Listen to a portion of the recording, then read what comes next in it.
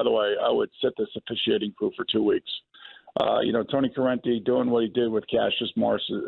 I've never seen anything like it in my life. He initiated the contact. I don't know what Cassius was saying to the Pittsburgh sideline. I'm not really sure.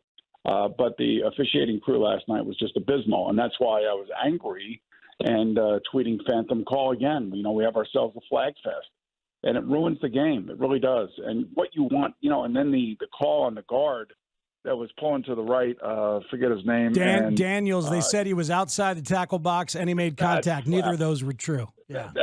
Right, exactly. So that's another bad call, and that cost the Bears a touchdown.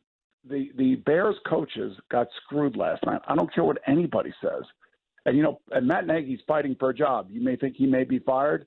They may fire Ryan Pace. I don't know. But at the end of the day, I do appreciate and respect the amount of time, effort, and work that goes into a football game and what that does to the morale of a team when you walk off the field knowing that you should have won the game, but you ended up losing the game on blatant either blown calls or completely missed calls or a call that was initiated by the referee himself. So I that's all I can really say in defense of the coaching staff and the players of the Bears. They should have won the game. Tony Karente made a horrible error in judgment last night on that particular play and other plays. And this is why I believe he's 69 years old. And I cannot believe that, given what I saw last night, that they would put him back out on the field. And again, I really worry about that. I worry about his age, and I worry about what I saw last night. And I really mean that. I'm not trying to be funny, and I'm not trying to be controversial. I'm trying to be as objective as I possibly can be, and I understand that he blew so many calls last night that's why I would sit him down.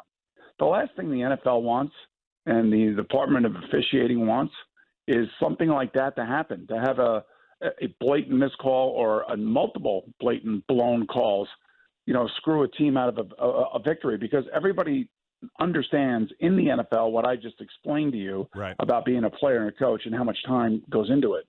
So they want that as pure as possible, and they don't want to have to deal with this crap the day after a game, especially a nationally televised game where everybody's eyeballs are on it. And we have one other big, huge problem that has been created over the last 2 years, and that's the gambling aspect and all the things that go into that kind of stuff and that kind of thinking.